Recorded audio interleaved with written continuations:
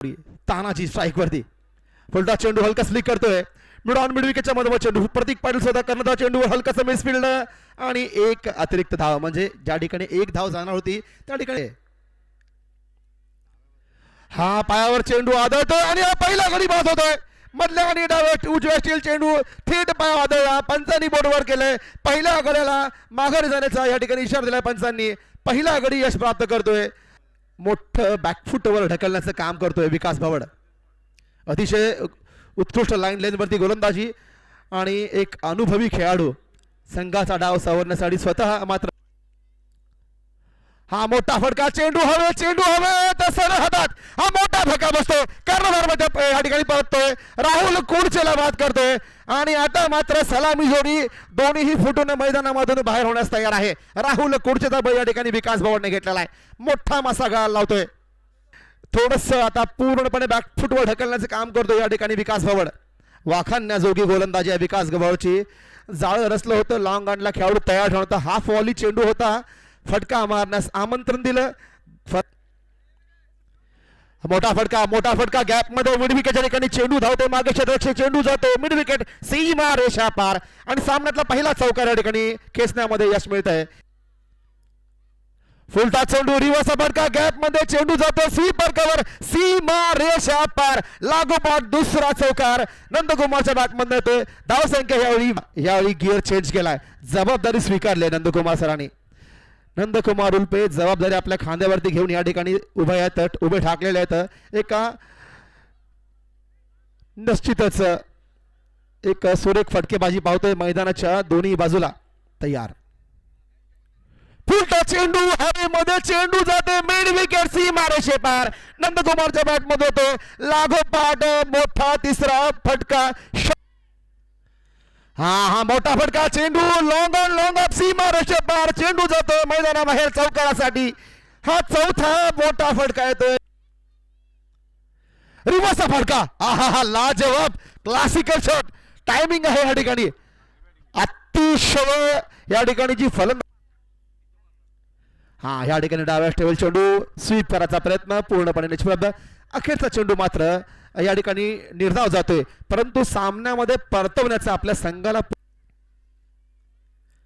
हा स्लोवर चेंडू फटका हवेमध्ये लॉंग ऑफच्या ठिकाणी चेंडू जातो लॉंग ऑफ पाहायचा आहे सीमा रेषा पार हा येतो एक खणखणीत चौकार या दरम्यान आता चेंडू बॅटच्या पट्ट्यात घेतलाय चेंडूला अर्थातच स्क्वेअर लेग मध्ये खेळण्याचा प्रयत्न केला इथे क्षेत्ररक्षक तैनात होता त्यांनी झेल घेतला आणि ही जोडी मात्र फोडली तिसरा फलंदाज मैदानातून गमावला गेला प्रथम यावी हा चेंडू खेळण्याचा प्रयत्न बॅटचा अर्थ स्पर्श यष्टीच्या हातामध्ये चेंडू विसावतोय आणि इथे आणखीन एक धक्का बसला तो अमीर भैया स्पोर्ट्स संघाला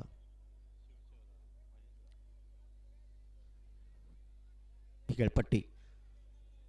यावेळी मात्र बॅकफुटर गेला होता फलंदाज चेंडूला भिरकावून दिला लॉफ्टेड शॉट सुनीलजी गावस्कर आणि सचिनजी तेंडुलकर यांचा अतिशय आवडता फटका ज्याला लॉफ्टेड शॉट असं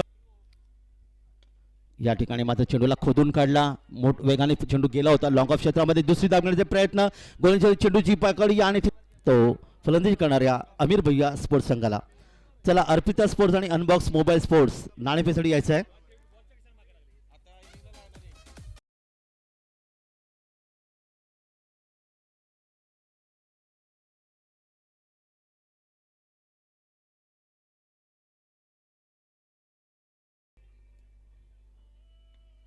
यावी प्रमोद पाटील यांनी धाव घेण्याचा प्रयत्न केला यष्टीचा वेध आणि यामध्ये याला म्हणतात गोटी नेम आपण पाहिलं या ठिकाणी सरळ यष्टी उधळली गेली आणि प्रमोदचा चेंडू या ठिकाणी मोठा फटका खेळण्याचा प्रयत्न केला होता बॅट आणि चेंडू संपर्क आली की नाही पाहायचं आहे मात्र इथे पुन्हा एकदा यष्टी उखडली गेली आणि पंचांचं बोट पाहणार आपण या ठिकाणी अर्थातच बाद 8वा फलंदाज आणि या चेंडूवर अर्थातच पुन्हा एकदा धावचीची संधी आणि पाहणार आहोत 5वा फलंदाज या षटकामध्ये धावचीच्या रूपाने बाद झाला 69 या धावा 9 गडी बाद धावपलकर जमवल्या त्या अमीर भैया स्पोर्ट्स संघाने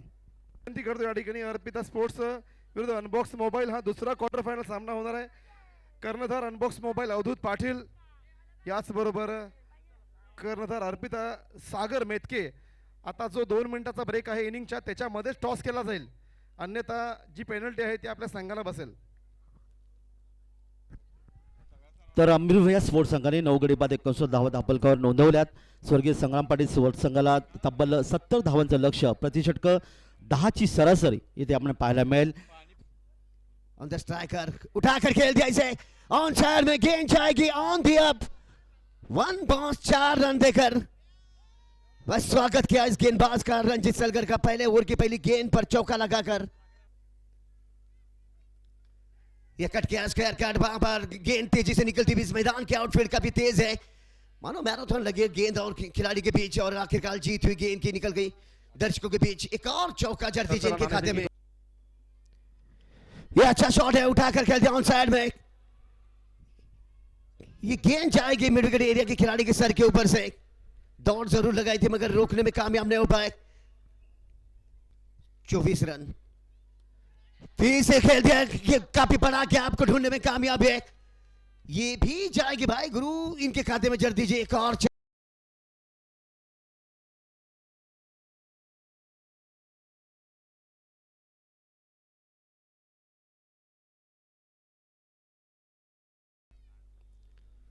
ये फुल टॉस की भी गेंद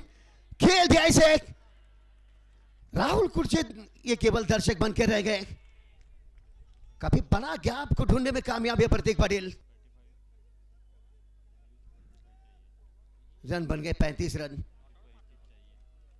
प्रतीक पाटिल छोटे कद के बल्लेबाज सीधे खेल दिया इसे बिल्कुल सामने की ओर ये गेंद जाएगी 1 बॉल चौके के लिए ताबड़तोड़ बल्लेबाजी चलती हुई दोनों बल्लेबाजों के बीच नितिन माने और प्रतीक पाटिल ठोको डीजे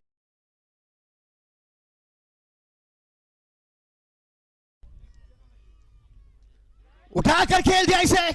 हवाई फायर ओह गुरु ये गेंद जाएगी मीलों मील दूर ये रिबासी मौका हवा में गेंद है ये ड्रॉप होता हुआ कैच अगर ये कैच लपक लेते तो मैच की कहानी बदल जाती मगर कैच को लपकने में कामयाब नहीं हो पाए रिवर्स शॉट में तब्दीली किया इसे प्रतीक पाटिल के खाते में जड़ती वो अच्छा शॉट है जगह बना बैकफील्ड पर गए वहां पर कोई मौका नहीं मिलता हुआ किसी भी खिलाड़ी के लिए गेंद निकल जाएगी 4 रन देकर एक और चौक हा पुलचा फटका पुल पॉवरफुल चेंडू जातोय backward square leg fine leg सीमारेषा पार षटकार होते प्रत्येकच्या बॅट मधून आत राहिलेले आहे या ठिकाणी केवळ आणि केवळ विजयासाठी 3 धावांची गरज आहे आणि प्रतीक पाटीलच्या वैयक्तिक म्हणाव्या लागल्या आकुटला चेंडू कट करतो चेंडू जातो हवेमध्ये थेट एक्स्ट्रा कव्हर सीमारेषा पार विजय चौकार होते प्रतीक पाटीलच्या बॅट मधनं आणि पहिला संघ या ठिकाणी उतरतोय स्वर्गीय संग्राम पाटील सर्ग हा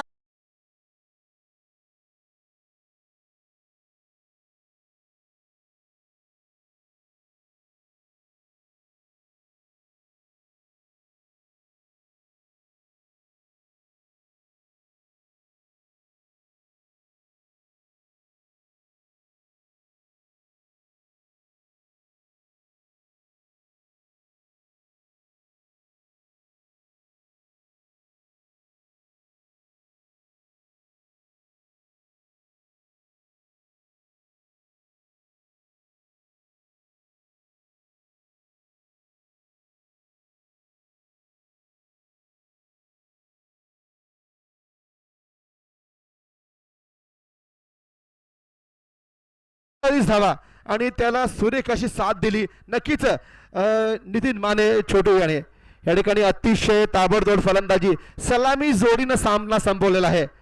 खरंच वाखाणण्याजोगी कौतुकास्पद फलंदाजी केली दोन्ही फलंदाजांनी आणि थेट सेमी फायनल मध्ये